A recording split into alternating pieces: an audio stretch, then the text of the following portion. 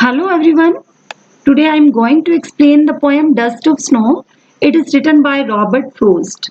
Robert Frost was a famous American poet. He was born on March 26, 1874 and died in 1963.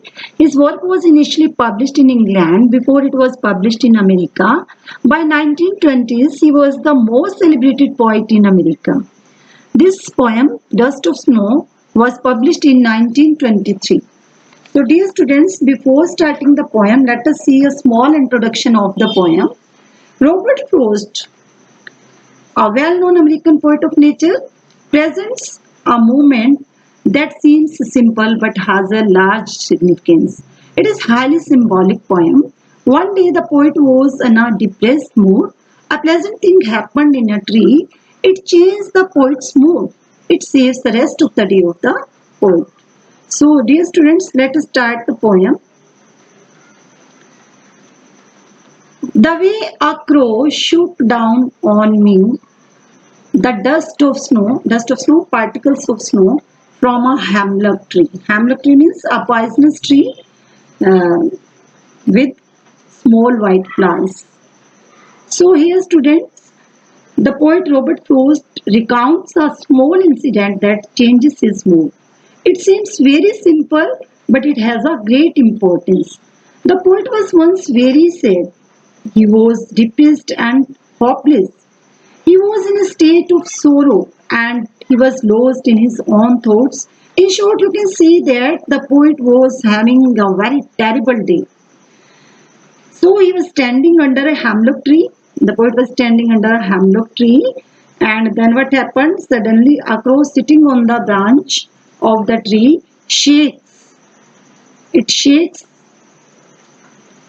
the branch, and the fine particles of dust of snow fall on the poet. After that, what happened? Has given my heart a change of mood and saved some part of a day I had rued. Rued means regretted.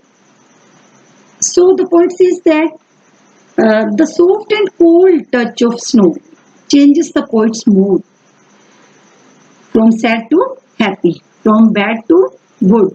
He started feeling refreshed.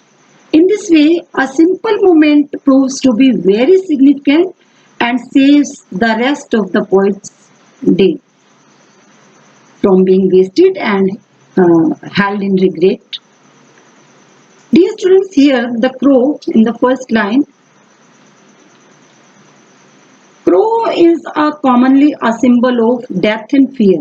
It is not associated with goodness. It represents sorrow and evil. It shows the dark side of the life.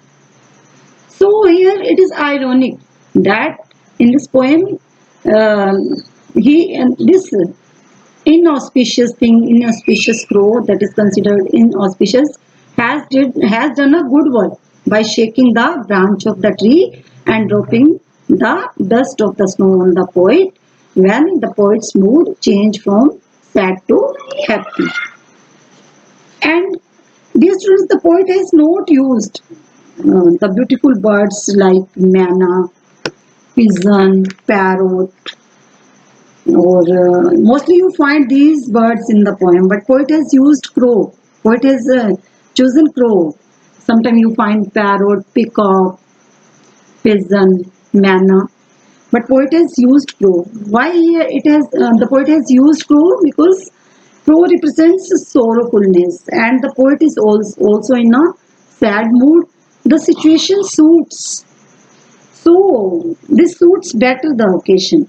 The occasion is sorrowful.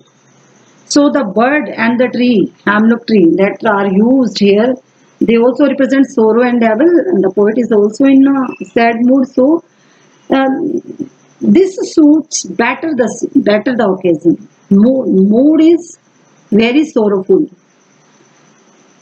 So what happened then? Robert Frost did not choose.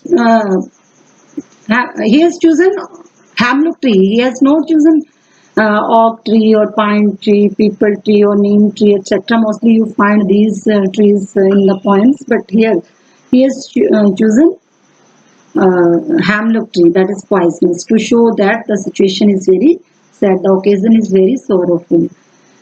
So, what happened then? As you know that the trees in this hemlock tree is considered poisonous, but still the poet has shown beautiful snow. Here in the picture you can see that beautiful snow. Beautiful snow adorns this poisonous tree, and snow is shaken off by the crow. Crow is also doing a good work. And what happened then? The poet has used these elements of fear and elements of fear, some you can say, and poisonous hemlock tree, all this to do something good. The small act, what the crow did, it changes everything. Dear students, in this poem, the poet wants to give a beautiful message. What is the message? He wants to give a message that the dust of snow is showing the joy. So the poet is here saying that a positive change can take place through negativity, through negative things. The poet also wants to say that inauspicious things can bring joy and happiness. The little things can bring big change in our life. And sometimes you also show kindness, and this kindness may bring changes in anyone's life. It may bring change. It may bring huge change in anyone's life. So, dear students, we should always remember that inauspicious things also can bring joy and happiness in our life, and even a small moment has a great importance. Even a little thing can bring big changes in our life.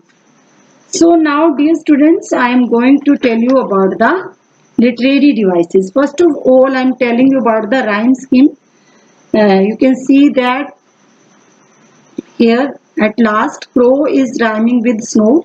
So we will give A, and me and tree are rhyming with each other. So we will give B. So in the first stanza the rhyme scheme is A B A B. In next stanza heart and parts are rhyming with each other. So we will give C, and mood and rude are rhyming with each other. We will give D. So the rhyming scheme will be C D C D. So the rhyme scheme of first stanza is A B A B. In second stanza C D C D. The next literary device which is used here is alliteration. Here students you can see has at the beginning of the word H sound, H consonant sound is there, and heart. At the beginning of this word H sound is there.